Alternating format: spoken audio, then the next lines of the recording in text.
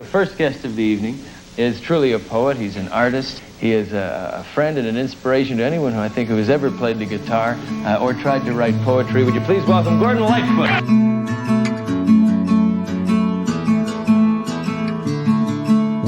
Like devotion, she sails the bitter ocean. If it wasn't for lovesick sailors, there'd be nothing left but flotsam, singing, why, me oh my, is there a better man than I?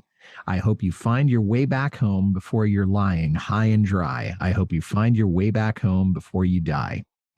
This is episode 1 of season 2 of Carefree Highway Revisited, the show that celebrates the work of Gordon Lightfoot song by song, a proud member of the That's Not Canon podcast network.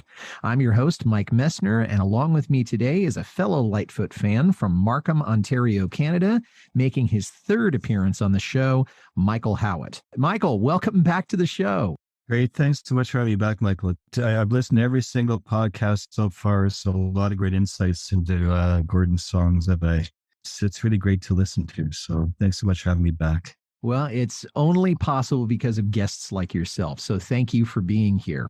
Now, Michael, you were in Orillia, Ontario. That's Gordon's birthplace not long ago. Can you tell us about that little adventure? Yeah, so I didn't fully disclose to my wife what my plans were. I just said, well, how about we take a drive to Orillia, because it's only about an hour and a half from where we live. So she was up for that. We've been to Orillia before. It's a nice little town. But I guess when she seen me put on my Lightfoot t-shirt, maybe she got suspicious.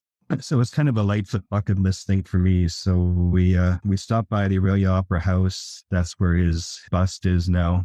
And I guess the Opera House is where he sang when he was much younger. And then we went to the family homestead on Harvey Street. And then we drove off to an east end of Orillia's, I don't know if it's called Tudhoe Park or Tudhoe Park, but that's where the Mariposa Folk Festival is now. And there's a golden leaf sculpture there, which is Lightfoot sitting cross-legged with his 6-string guitar. And there's kind of a circle of branches above him with several leaves. On each leaf, there's a depiction of different songs. So there's 24 leaves altogether, 24 different songs. And then there's 2 sister statues close by.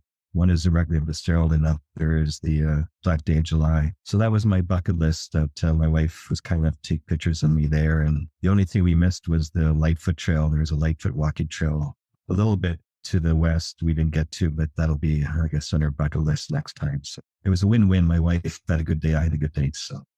Wow. I think I'm going to have to fly up to Ontario and do the same kind of thing. Just take a weekend just to go see all the Lightfoot Canadiana that you have there. That sounds absolutely fantastic.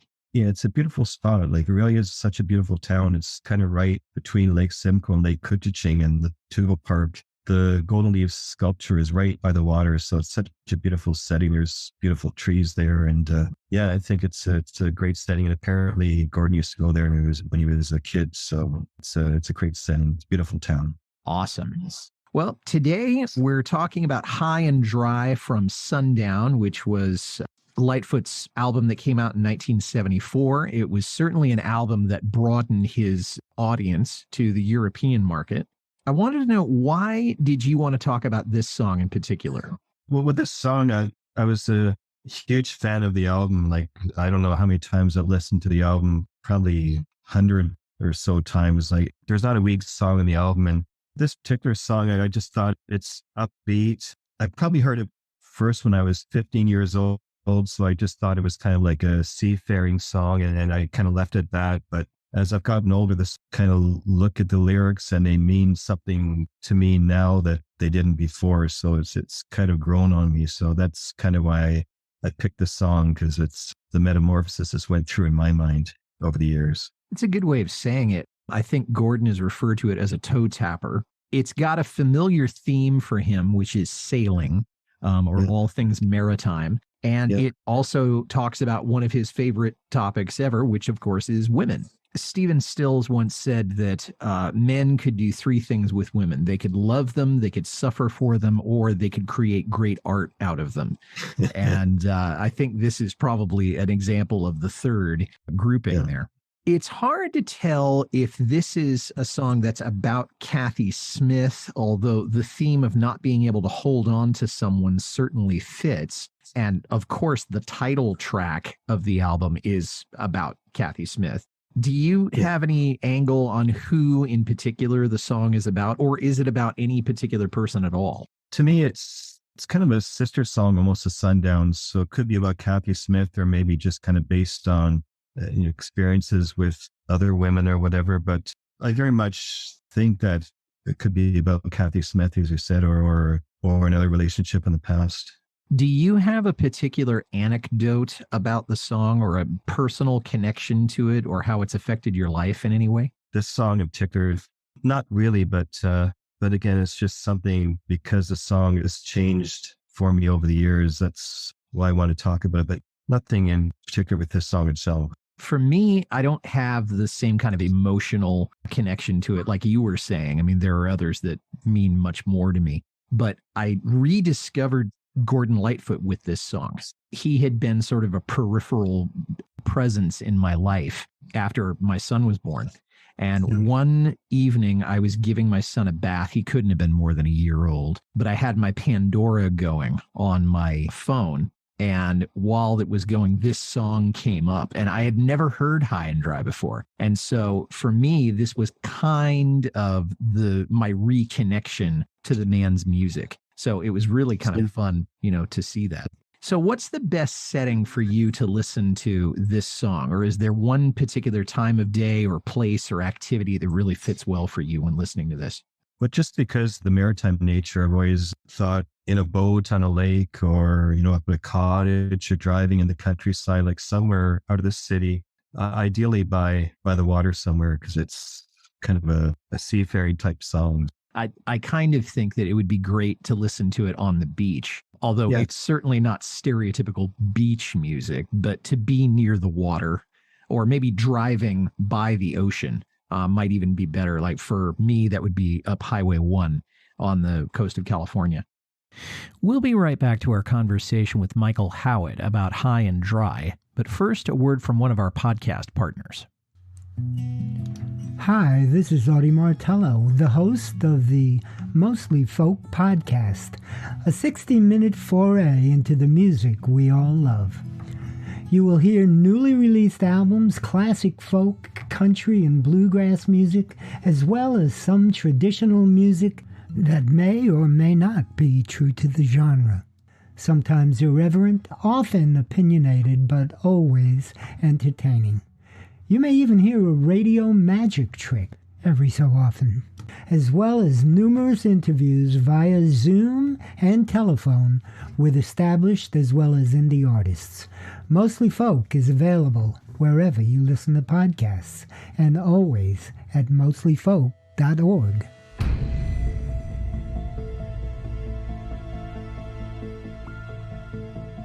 Are you a fan of true crime, cults, conspiracies, and all things sinister? Then tune in with me, your host Steph, every week for a new episode of the Sinister Story Hour. You can find the Sinister Story Hour on Apple Podcasts, Spotify, or wherever you listen to podcasts. Okay, well, let's talk about the lyrics a little bit. With ladylike devotion, she sails the bitter ocean. If it wasn't for lovesick sailors, there'd be nothing left but flotsam. There's not a lot of premise here. And he's talking about, obviously, sailors refer to their ships as she. So he might be talking about a boat. So that's another possibility for me. This is not a human female that he's speaking to or speaking about. It's maybe about a sailing ship. And then also the fact that the sailors are lovesick. And I wonder, are they just hooked on sailing because that's the only thing that gives them fulfillment? Or are they being seduced by sirens? There's not a whole lot of context set for that first verse. So I'm wondering if you had any thoughts on that. Yeah. Well, I think, again, one of the reasons I picked this song, I think it's like Gordon does such a great job of, with his lyrics, he doesn't spell things out. He kind of lays down a story or paints a picture and leaves it up to the listener to interpret maybe a way that applies to them. So yeah, I think that's one of the great things about this song is it's open to interpretation. So I always thought that in my mind, the ship is a woman perhaps like a girlfriend. So she's sailing the bitter ocean. She's out there in life, which can be bitter at times. So she's out there sailing the bitter ocean. And if it wasn't for lovesick sailors, there'd be nothing left but flotsam. So she's out there and maybe seeking attention. Those lovesick sailors, that's what's keeping her going. That if it wasn't for the attention she's getting from the lovesick sailors, there'd be nothing left but flotsam. So I had to look up flotsam when I was younger because I didn't know what it was, but I guess it's debris from a shipwreck. So I always thought it's a woman. She's the ship. She's sailing the bitter ocean, and the lovesick sailors are giving her attention. If it wasn't for that attention, she'd be a shipwreck. So that's kind of the way I took those lines. So this is a boy crazy girl. One way of looking at it. Singing, why, me oh my, is there a better man than I? I hope you find your way back home before you're lying high and dry. I hope you find your way back home before you die. So he seems like he hopes that this ship never does run aground or wreck or is put into dry dock. But I wonder about the idea of dying. Is that a metaphor that sailors use for shipwrecks, or is he just basically substituting the idea of death for being a shipwreck? Yeah, that part I'm not sure of. I kind of, these lovesick sailors, they're the ones that are singing, why me oh my, is there a better man than I? So they're kind of competing for her attention, like I'm better than everybody else. So they're the ones who are kind of singing that line. And then the narrator comes back in saying, I hope you find your way back home before you're lying high and dry. And he's kind of talking to the woman here, change your ways before it's too late. I hope you find your way back home before you die. So, I don't think it's death per se, but maybe death of the spirit type thing. It does make me wonder, what does home mean? Find your way back to the person you were meant to be, or find your way back to the place where you're going to be satisfied with yourself and you don't have to be seeking the attention of men. Yes. He's never clear about that. But I really like the way that the first sentence of the chorus is one set of voices, and then the narrator is the rest of the chorus. So I like your analysis of that. Yeah, I think home is finding peace. Like, I hope you find your way back home. I hope you find your peace before it's too late type thing. Her sails billow like bubbles, although when you listen to the recording, it almost sounds like her sails below like bubbles. Yeah. And so when I heard that, I thought, why would you have your sails below? Yeah. That doesn't make any sense. Is the boat upside down or something? While you sip your daily doubles, and daily doubles, other than watching Jeopardy, I've always thought of daily doubles would being drinks. And the sails look like bubbles because they're full of wind. I mean, daily doubles, are those supposed to be alcoholic beverages? It's almost like I can see her walking into a bar. So she's done up to the nines. She's made out. She just looks fantastic. And she goes into the bar, and here these sailors are sipping their daily doubles. And so that's kind of the setting I see in my mind. Yeah. So she's become the focus point for everybody. Yeah, exactly. So having your sails out like that, means that, she's just in rare form. Exactly. Yes. Right. Okay. If she wasn't so fond of the weather, she might give the deckhands trouble. And I had trouble with this one. Okay. If she wasn't so fond of the weather, I guess the idea is, is there supposed to be warm weather or something? What do you think he's talking about here? If she didn't like that environment, so I just see her again in the bar there. If she didn't like the environment, she would give the men there all sorts of trouble. But she is fond of the weather. She is fond of the environment. She likes the attention. So then she isn't going to give them trouble. She's going to let them give them their attention. So she enjoys that environment, getting the attention. Otherwise, she would rebuke them and tell them to get lost type thing. Okay. So the weather is not specific to the physical climate. It's just the environment of the bar, or the environment of being womanized. Yeah, that's the way I took it. But again, there's all sorts of different ways to interpret this. Lightfoot does such a great job of opening the door for different interpretations. Yeah, and this one is especially rich with possible interpretations. Yeah, though. Yeah, it's. And we'll talk more about just the overall quality of the song a little later. And now a word from some of the folks who keep us on the air. One day when I grew older, I found I could not hold her. I love this because he's talking about possessing her, or keeping her under wraps, whatever you want to call it. But it also, you hear about sailors or pilots saying, I can't hold her, I can't hold her, she's out of my control. And they say that when they're flying their plane or sailing their ship. And so the metaphor here is that she's looking for a new man, even though maybe she's been looking for a new man the whole time. But now he realizes at a certain age, maybe he's too old for her, or maybe she just realizes, I'm bored with you. You're old, you're boring, you're tired. Does that make sense? Yeah, it's a matter of him getting older, I guess, maybe getting tired of playing the game type thing, or, she's just too much for him now. So he couldn't hold her any longer. She took on a fine young skipper who soon ran her up on a boulder, meaning she now has had her heart broken, which is the exact thing that he hoped would never happen to her. But this fine young skipper, this guy who is younger than the narrator is, has now destroyed her life in some way. And yet he's still coming back to the chorus saying, I hope you find your way back home. So there's no bitterness involved here. Yeah, it seems to be a theme a lot of Lightfoot songs, that it's a relationship that's not whole, but he still cares about the person. So yeah, so even though she's left for a possibly younger man and he's run her up on a boulder, is like ruined her life to a certain extent, the narrator is still saying, I still hope you find your way back home before it's too late type thing. He's had a lot of songs where he's certainly been hurt in love, but there's not a whole lot of anger or rage at the women that he's been involved with. And certainly Kathy Smith. I mean, I think it's probably safe to say that he has always loved Kathy Smith, although she herself came to a very ignominious end. Certainly had a lot of trouble in her life. And then the fourth verse, I mean, he goes into Lady Barbers and Long John Silver, which to me, I think he's just having fun.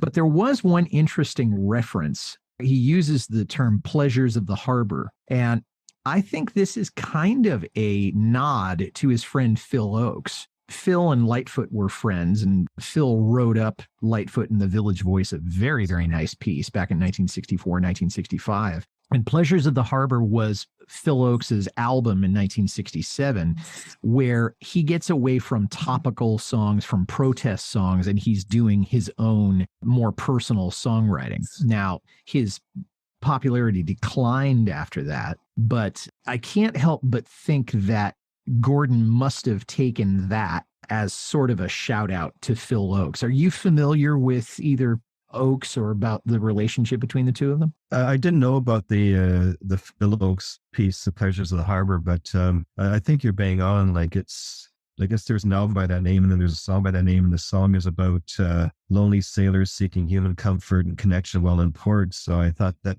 meshes perfectly with Lightfoot here. That it's such a clever lyric, like Pleasures of the Harbor. Like for this song, like in a way, this lyrics are a little bit tongue in cheek, but also a little bit biting, but not overly so. So I think Pleasures of the Harbor is just, I think he definitely borrowed it from Phil Oakes, and the fact he covered his Phil Oakes song Changes on his debut album. I think you're definitely right there. And especially what Phil Oakes' song is about, when he says Pleasures of the Harbor don't include the Lady Barber. If the pleasures of the harbor, these sailors seeking human comfort and connection, like it's almost like the bar scene again or whatever. And I guess when you think of women who cut women's hair, usually referred to as hairdressers, while those who cut men's hair are sometimes referred to as lady barbers. So here you have the pleasures of the harbor don't include a lady barber. So the subject of the song, she's looking for the attention of men. Lady barbers look after the servicemen. So the subject of the song is no longer part of the pleasures of the harbor anymore, because she's out of the picture, because she's been run up in a boulder earlier in the last verse.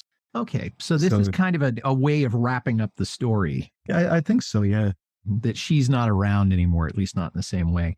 Yeah. Well, the song did appear on Sundown, as we said, which was his 10th album. But then it was also re-recorded on Gord's Gold 2, which came out in 1988. Now, this was an album that had a whole lot of songs that Gordon re-recorded. And I'm wondering if you've listened to both versions. Have you played them both back to back? Do you have any particular thoughts on them? Well, Gord's Gold Volume 1, the remake he did of United Artists recordings, I think for each and every one, they're all superior to the United Artists recordings. He did such a good job.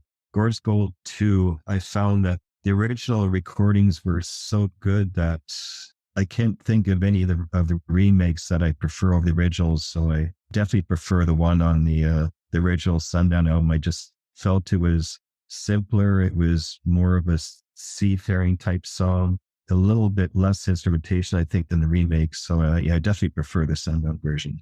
What is your favorite musical aspect of the song? Yeah, as you said, and as Gordon would say, it's definitely toe tapper, and the vocal is just effortless, and Jim Gordon's percussion just seemed perfect. Like no drums. I think they're more like knee slaps, I think, which suit the song perfectly. And the bass line is perfect on that. And the harmony vocal by Kathy Smith is actually very tasteful. She's a very good singer. That's what I like about the song. Just so well done. It is an upbeat song, as I said.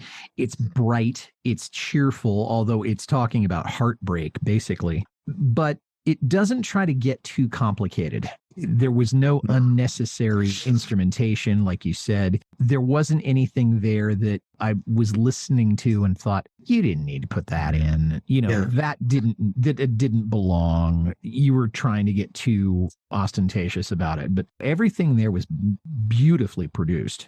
Yeah. Like the rest of the album. So it makes perfect sense. The people who played on this, and you and I have done some research on this together. Lightfoot did the 6-string guitar on that one. Red was playing other acoustic guitars on it. John Stockfish was playing bass. So this is the original trio from the early days, and they're back together. Cool. By that time, I know Stockfish had left. So Rick Haynes was the regular bass player. So I don't know what Stockfish was doing there. Jim Gordon was playing percussion. There was no drums here. Yeah. And then Kathy Smith, you had mentioned, and she was a great singer, and she did it very tastefully. The thing that's beautiful. The story that I remember hearing about Kathy Smith is that he took her out on tour with him, and one of the places they played was West Point. So you have all these young men, military cadets, who probably haven't seen a woman in 2 or 3 months. And she goes out there to sing with Gordon, and then she leaves the stage, either because she wasn't needed anymore. Maybe she just came out for the one song. And all the cadets are saying, bring back the girl, bring back the girl. And I'm sure he wasn't real happy about that. No, definitely not. There's another anecdote I had about her harmony vocals. I'm a huge Murray McLaughlin fan. Murray McLaughlin was one of Gordon's contemporaries. They were good friends, but Murray McLaughlin never reached, I guess, the widespread appeal that Gordon Lightfoot did, but he was very popular here in Canada. So at that time, they were neighbors. That the two of them lived at 50 Alexander Street. They were renting there. And Kathy Smith to sing harmony on one of the songs he was recording on a new album. The track was, I guess, ironically called "Do You Dream of Being Somebody," which seemed that was what Kathy Smith was looking for, during those years. But Murray McLaughlin and Lightfoot, although they were friends, they were competitors. So according to the Jennings book and also Murray McLaughlin's autobiography, that Gordon viewed this as the ultimate betrayal, like Kathy Smith singing on somebody else's album. So apparently this was maybe not the beginning of the end, but kind of the last straw in their relationship. So things kind of unwound after that. But she was a great singer, and if she wanted to pursue that, she probably could have done really well at it. But I guess she wasn't something she didn't want to pursue, just that. So. Yeah, when she got sidetracked with all sorts of things that we won't necessarily go into right now. The interesting thing for me when I think about this song, which is really a tasty little song, but he's only played it in concert 20 times. And the most recent one was in 1987. He's started it in March of 1974. So while he's promoting Sundown, I think Sundown had been out for about a month by that time. Yeah. And then after 1987, he has never sung it since. And I'm wondering, do you think he stopped singing it because it was too close to the bone, because it reminded him too much of Kathy, or because the song is too much of a lightweight? Why do you think he quit singing it? Yeah, I'm not sure. Like it's like you look at the album Sundown, like every song is great on it. So I think it's unfair to say it's a lightweight song, but when you look at the other songs and you look at his catalog, the number of songs he's got to pick from, I guess you can see why this wouldn't be played all that much. But it's a peppy little song, and it's too bad it's kind of been overlooked over the years. But I'm not sure if it just brings back bad feelings about Kathy Smith, or he just doesn't feel strong enough to play. The fact it wasn't on his 1999 songbook box set too is kind of disappointing. I thought it could have made the cut there, but I guess he's just got so many great songs to choose from. He can't play everybody's favorite, I guess. So no, although I kind of wish that he would open a concert with this song, because I think it's a great way of opening and welcoming people. It's an upbeat song, like I've said. Yes. I think it could have been a single, and I think it would have sold if it had been a single. Yeah. We know, of course, that the album went to #1 in Canada, went to #1 in the US, 13 in Australia, 45 in the UK. There's only been one cover of it. There's a band called Dog is Blue, and they did that on a record called Turning Back the Pages of My Sweet Shattered Dreams, a tribute to Gordon Lightfoot, which was on the Hero Hill label, and that came out in 2011. I suppose what I want to know is, why do you think more people haven't covered it? I haven't heard that covered by Dog is Blue, and I don't know, it's a mystery to me, like why it hasn't been covered by other artists, especially here in Canada. It's a real mystery to me. I don't know why it's flown under the radar. Yeah, it's a good question. I don't have an answer for it. Is there anybody that you would like to hear try this, either from modern music or contemporaries of Gordon's? I was thinking about artists here in Canada. Maybe they're not that well known in the States, but I think of Celtic folk type artists here in Canada. Like there was a group called Great Big Sea. The group's not around anymore, but this lead singer Alan Doyle still touring as kind of a Celtic folk rock. So I can hear him doing it. He's from Newfoundland, and there's the Rankin family out of Nova Scotia that, there's the same type Celtic fiddle music type thing. I can hear fiddles on this song, like kind of like a Celtic type maritime song. And then there's another group, the Leahy family from Ontario, that I can hear doing it, the same type of music. And Shania Twain had a hit song, Don't Be Stupid, and they played on that. So if you watch them on YouTube, it's a live version. It's Leahy that's kind of doing the fiddle type stuff there. You brought up some great ideas, and I'd never thought of it as being a Celtic song, but I can hear it being done by bands that play that genre of music. I mean, kind of like Clancy Brothers brought forward 60 years or something like that. For me, this is also, it's yacht rock in the best possible sense of the word.